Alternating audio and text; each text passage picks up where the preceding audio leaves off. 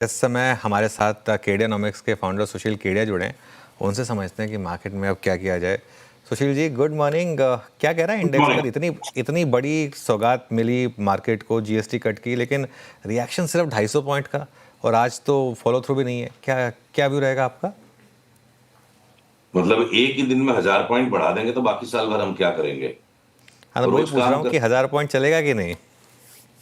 अपनी तो लास्ट मंगलवार को जो डिस्कशन हुई थी अनुज, कि हम्म। अगला पड़ाव 25,300, और वहां कुछ थोड़ा सा आराम विराम विश्राम करने के बाद 26,400 500 तक निफ्टी जाएगी। पर 25,300 को हमने बीच में हेजिटेंट फलक्रम बना के रखा है।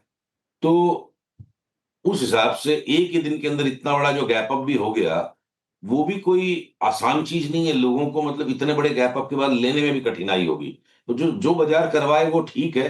और अप ट्रेंड अब स्टार्ट हो चुका है। इंडियन मार्केट लास्ट पिछले 2 महीनों में बाकी वैश्विक बाजारों के कंपैरिजन में उनके समक्ष अंडर परफॉर्मर रहा है। हमारा करेक्शन थोड़ा ओवर स्ट्रेच था, और एक साथ खबरों के सिलसिले से मार्केट ने जरा फास्ट रिएक्शन दे दिया है। अब रिवर्सल कंफर्म्ड है, अब ट्रेंड स्टार्ट हो चुका है। और कल के सेकंड हाफ से लेकर अब तक में जो पुल बैक बन रहा है, ये लेने का मौका है। इसके अंदर में सिलेक्टिव चीजों की बाइंग की जाए। आज कुछ चीजों की बाइंग होगी, 4 दिन बाद कुछ और चीजों में सिग्नल आएगा। घूम फिर के अगर इस बाजार को न्यू हाई तक एक बार अगर वापस जाना है, वो संभावना पूरी एग्जिस्ट करती है। 25,300 में एक शिष्टाचार है, तो एक चार्टिंग के शिष्टाचार है कि 25,300 का जो रेजिस्टेंस उसको मेंशन करना जरूरी है। पर लगता है इवेंचुअली हम न्यू हाई तक चले जाएंगे। तो अब यहां से मतलब बेहिचक खोज खोज के चीजों को लेने का मूड माहौल बना के काम करना चाहिए। तो सबसे ज़्यादा टॉप बेट्स कहाँ होंगी यहाँ पर? पहले इंडेक्स स्टॉक्स से शुरुआत करते हैं, फिर एफएनओ स्टॉक्स पर आएंगे। इंडेक्स स्टॉक्स में कहाँ पर इस समय आप बाइंग के मूड में हैं? देखिए, किस चीज के ऊपर मैं बाइंग करने में हेजिटेशन है, वो लिस्ट छोटी है, तो मैं अगर वो बात करूं तो पहले बेहतर पड़ेगा। बैंकिंग में जैसे मैं हेजिटेंट हूं, बैंकिंग ने एक्सट्रीम आउट परफॉर्मेंस अपना कर दिया। एक मेंटेनेंस मूवमेंट बैंकिंग के लार्ज कैप स्टॉक्स में आ सकती है। पर कोई एसबीआई में, एचडीएफसी बैंक में यहां से लेके मोटे पैसे कमाने की जगह है, इसका मेरे को बिल्कुल भी ये विश्वास नहीं होता। आप बहुत छोटे वाले बैंक में चले जाओगे, एयू बैंक में चले गए जैसे, या आप अपने ये Canara bank, Punjab national bank, bank of Baroda, federal bank ले लिया, तब तक वो ठीक है। पर लार्ज कैप बैंक्स के अंदर में रिटर्न्स बची नहीं है। वो रिटर्न्स बना वो जगह इनको जगह देनी पड़ेगी अब आईटी लार्ज कैप्स को जोर से भागने के लिए। तो आईटी और बैंकिंग हो गया। आईटी में आप ऑलमोस्ट कुछ भी ले लो, ठीक है। एचसीएल टेक में कंसेंसस बन गया है, थोड़ा सा चार्ट नाराज सी लग रही हो, 4 दिन रुक के 6 दिन रुक के वो भी चलेगा। तो आईटी के आप कोई से छोटे वाले बड़े वाले कोई स्टॉक्स ले लो। ऑटो के अंदर अपनी जो टू व्हीलर्स पे बेट्स थी वो बिल्कुल बर्स्ट अप हो गए हैं। तो एवरी पुल बैक में लेने के, ये बजाज ऑटो में आपको बोलूं कि 8-10 महीने में 18-19 हजार का भाव हो जाएगा। तो वो मैंने, कुछ लोग बड़े ऑफेंडेड हो सकते हैं उससे। तो उस तरह के बड़े जब स्टीप ट्रेंड्स हैं टू व्हीलर्स में, तो कितना ही भाव बढ़ गया, हर पुल बैक में उनको लेना है। टाटा मोटर्स ने अभी तक चाल ही नहीं शुरू की है। मारुति ठीक एक्सप्लोड करता चला गया बिल्कुल। टाटा मोटर्स की भी चाल बॉटम बना चुकी है। तो आईटी, ऑटो, और उसके बाद अब अगर रिलायंस ने बिल्कुल परफॉर्मेंस नहीं दिया और यहां से रिलायंस 200-250 रुपया बढ़ जाए, वो न्यू हाई की चाल को जस्टिफाई कर देगा। मैं स्टील के स्टॉक्स को अवॉइड करूंगा। और बेस मेटल्स में देखो, अंडरलाइन बेस मेटल्स की कल हमने चार्ट्स की एनालिसिस अपने क्लाइंट्स के साथ शेयर करी। एल्यूमिनियम हो, कॉपर हो, जिंक हो, इन सब में 25 से 30% तक का अंडरलाइन बेस मेटल्स में करेक्शन संभव दिखता है अगले 6 महीने में। तो इंडेक्स के मूवमेंट के हिसाब से अगर हिंडाल्को पे कोई 7-8% की परकप आ गई तो अलग बात है।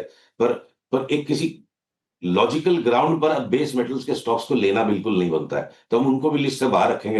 हो सकता है नेशनल एल्यूमिनियम तेजी के भी बाजार में हमारे लिए एक शॉर्ट सेलिंग का स्टॉक बन जाए।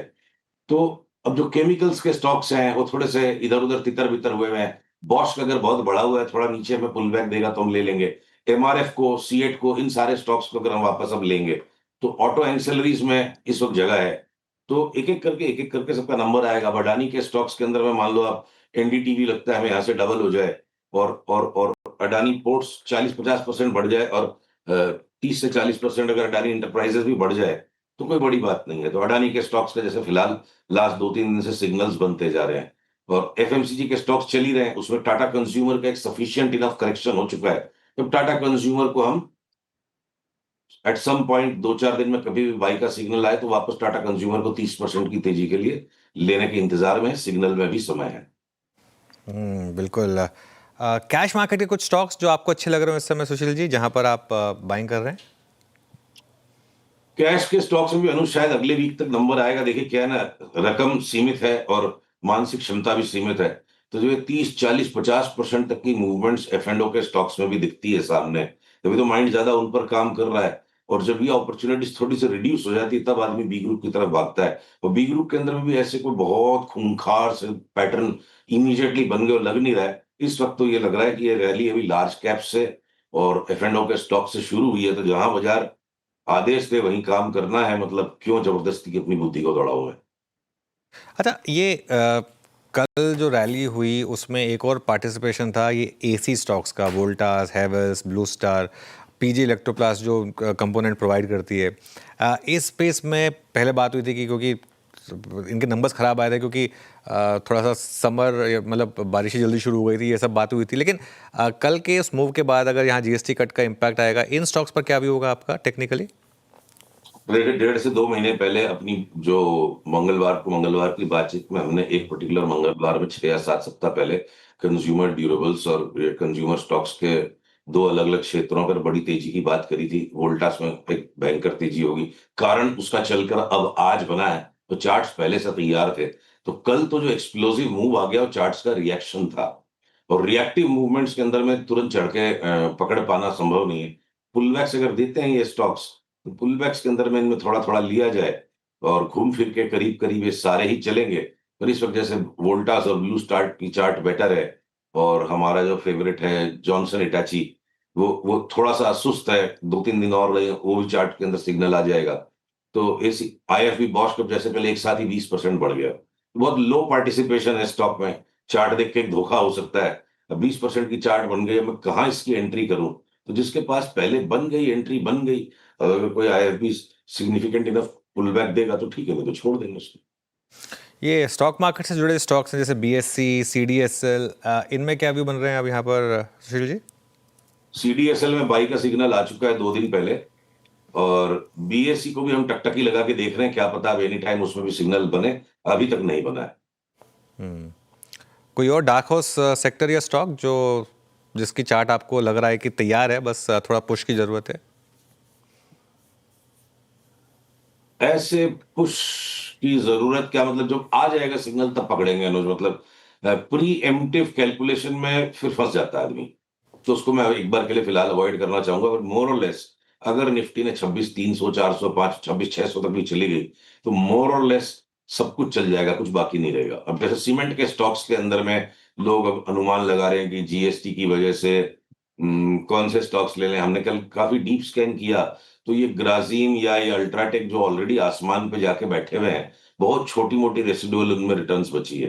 पर अगर ये एसीसी जो 6 महीने के लो पे और 12 महीने के लो पे है, अब अडानी स्टॉक्स भी सारे भागेंगे। और अगर सीमेंट भी चलता है और साथ में एसीसी की जैसी चार्ट है, तो कोई भी वजह से अगर एसीसी नहीं चला और उसके लिए लोगों ने उसको थोड़ा पराया सा किया हुआ है कि उसको हाथ नहीं लगाना है, तो वो चार्ट मेरे को सबसे आकर्षक लगती है। एसीसी डबल हो जाए, गुजरात अंबुजा सीमेंट यहाँ से 75% बढ़ जाए, और बाकी कुछ सीमेंट के स्टॉक्स में 25 30 40% तक की जगह दिखती है। तो एक सीमेंट का सेक्टर ऐसा है कि अब जीएसटी काउंसिल की मीटिंग तो होते होते सितंबर हो जाएगा। तो भाव से एसीसी यहाँ ठीक लगता है लेना।